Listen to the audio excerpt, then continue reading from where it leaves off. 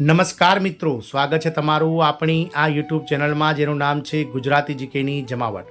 તો મિત્રો, વર્ષ 2024માં જ્યારે સુપ્રીમ કોર્ટે લાખો કોન્ટ્રાક્ટ કર્મચારી આઉટસોર્સ કર્મચારીઓના હિતમાં એક અતિ મહત્વપૂર્ણ ચુકાદો આપ્યો હતો, જેમાં સુપ્રીમ કોર્ટે તમામ રાજ્ય સરકારો અને કેન્દ્ર સરકારોને ટકોરીને કહ્યું હતું કે જો કોઈ કર્મચારી 5 વર્ષ કે તેથી વધુ સમયથી એક જ જગ્યા પર સેવા આપી રહ્યો છે અને ભલે તે કોન્ટ્રાક્ટ અથવા આઉટસોર્સમાં કામ કરતો હોય, પરંતુ તેને કાયમી કર્મચારી જેવા સમાન લાભો મળવા જોઈએ। આ જે ટકોર છે મિત્રો સુપ્રીમ કોર્ટની, તે તમામ રાજ્ય સરકારોને અસર કરી ગઈ હોય તેમ લાગે છે। ગતરોજ મિત્રો ઉત્તર પ્રદેશ સરકાર દ્વારા આઉટસોર્સ જે નિગમ છે, કોર્પોરેશન છે, તેની નિમણૂક કરવામાં આવી છે અને હવે આઉટસોર્સ કર્મચારી અને જે કોન્ટ્રાક્ટ કર્મચારી છે તેમને પણ મિત્રો રક્ષણ આપવાને લઈ અને મિત્રો વિવિધ લાભો આપવાને લઈ અને મિત્રો જે છે તે સરકાર દ્વારા તૈયારીઓ હાથ ધરવામાં આવી છે। આજના વિડીયોમાં વિગતવાર જાણીએ કે કોન્ટ્રાક્ટ કર્મચારીઓની મોટી રાહત જે છે તે મિત્રો આ વિભાગ ભરતીથી લઈને પગાર સુધી બધું સંભાળશે, જેનાથી મિત્રો હવે કર્મચારીઓને કોઈપણ જાતની મિત્રો રાવ નહીં ઉઠે। આજના વિડીયોમાં વિગતવાર જાણીએ કે કઈ રાજ્ય સરકાર દ્વારા એક વિભાગ બનાવી અને મિત્રો આ રીતે મિત્રો કોન્ટ્રાક્ટ કર્મચારી આઉટસોર્સ કર્મચારીનું નિયમન કરવામાં આવશે, તેને લઈને વિડીયોમાં વિગતવાર ચર્ચા કરીશું। તો વિડીયોના અંત સુધી બન્યા રહો।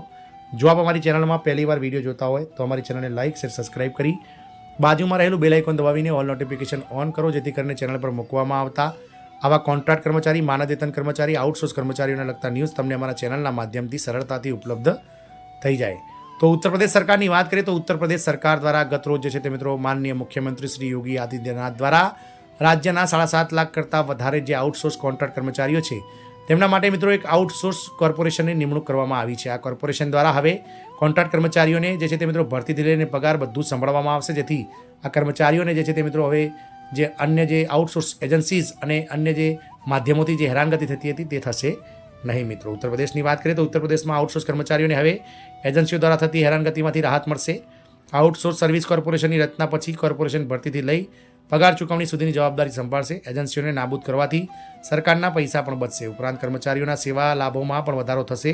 સૂત્રો કહે છે કે કોર્પોરેશનની રચનાનો પ્રસ્તાવ આગામી કેબિનેટ બેઠકમાં મૂકવામાં આવી શકે છે। કેબિનેટની મંજૂરી મળ્યા પછી કર્મચારીના પગાર અને અન્ય સેવા લાભો અને નિગમનું માળખું નક્કી કરવામાં આવશે। સૂત્રો કહે છે કે આઉટસોર્સ કરેલા કર્મચારીઓની સમસ્યાની ચર્ચા કરતી વખતે જવાબદાર વિભાગોએ સ્વીકાર્યું હતું કે એજન્સીઓ કર્મચારીઓની પસંદગી અને નવીનીકરણ દરમિયાન પૈસા ઉઘરાવે છે। આઉટસોર્સિંગ એજન્સીઓ ગેરકાયદેસર કપાત કરીને કર્મચારીઓને માનદ વેતન ચૂકવે છે। આ ઉપરાંત બધા આઉટસોર્સ કર્મચારીઓ માટે ઈપીએફ અને ઈએસઆઈસી ખાતા ખોલવામાં આવતા નથી। જે ખાતા ખોલવામાં આવે છે તેમાં પણ સમયસર પૈસા જમા થતા નથી। આ કારણે કર્મચારીઓને ઈએસઆઈસી અને ઈપીએફ જેવી સેવાઓનો લાભ મળતો નથી। આ સમસ્યાનો અંત લાવવા માટે જ મિત્રો કોર્પોરેશન બનાવવાનો પ્રસ્તાવ ઉત્તર પ્રદેશ સરકાર જે છે તે લાવવામાં આવી રહી છે। સૂત્રોએ જણાવ્યું છે કે કંપની એક્ટ હેઠળ કોર્પોરેશનની રચના બિન લાભકારી સંસ્થા તરીકે કરવામાં આવશે। નિગમ ભરતી માટે એક કેન્દ્રીય સિસ્ટમ બનાવશે, તે આઉટસોર્સ કર્મચારીઓના ઈપીએફ અને ઈએસઆઈસીની રકમ જમા કરશે, જેથી તેઓને તેનાથી મળનાર લાભો મળી શકે। કોર્પોરેશન પોતે જ તમામ વિભાગોને તેમની જરૂરિયાત મુજબ આઉટસોર્સ કરેલા કર્મચારીઓ પૂરા પાડશે। કર્મચારીઓને તેમના પગાર ખાતામાં ચૂકવવામાં આવશે।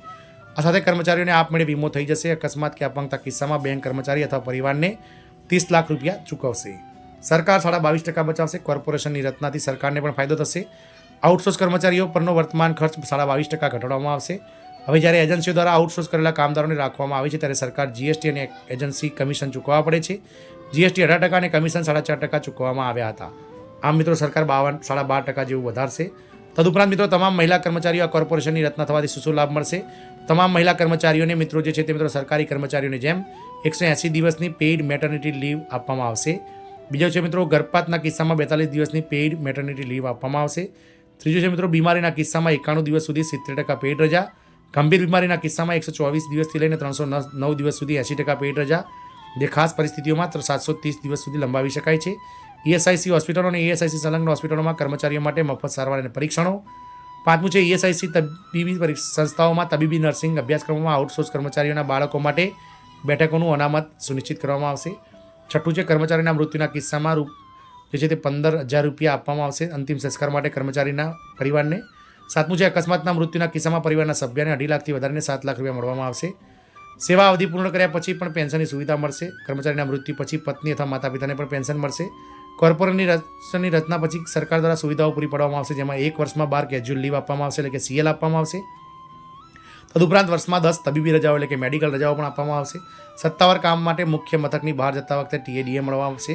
સામાન્ય મૃત્યુ પર 2 લાખ અને આકસ્મિક મૃત્યુ પર 5 લાખ રૂપિયાની સહાય સરકાર દ્વારા આપવામાં આવશે। તદુપરાંત છોકરીઓને વિદેશમાં અભ્યાસ કરવા માટે પણ મદદ મળશે. કોર્પોરેશન આઉટસોર્સ કર્મચારીઓ માટે કલ્યાણ ભંડોળની પણ રચના કરશે. વર્ગ 4ના આઉટસોર્સ કર્મચારીઓની પુત્રીઓને પણ તેમના અભ્યાસમાં આનો લાભ મળશે. પ્રસ્તાવમાં આવી વ્યવસ્થા કરવામાં આવી છે કે આ ભંડોળમાંથી તબીબી સંસ્થાઓ, એન્જિનિયરિંગ, PhD, મેનેજમેન્ટ અથવા UPSCમાં પસંદ થયેલ વિદ્યાર્થીનીઓને 1 લાખ રૂપિયા આપવામાં આવશે. આ ઉપરાંત પરિવારની એક પુત્રીને વિદેશ અભ્યાસ કરવા માટે આ ભંડોળમાંથી 1 લાખ રૂપિયાની રકમ વગર વ્યાજે આપવામાં આવશે. આમ ઉત્તર પ્રદેશમાં આઉટસોર્સ કર્મચારીઓ માટે જે ઉત્તર પ્રદેશ આઉટસોર્સ એજન્સીની જે મિત્રો કોર્પોરેશનની રચના કરવામાં આવશે તેના લઈ સરકારને 22.5% તો ફાયદો થશે. સાથે જ કર્મચારીઓને પણ અધધો લાભ સરકાર આપવા જઈ રહી છે. જય હિન્દ, અસ્તુ.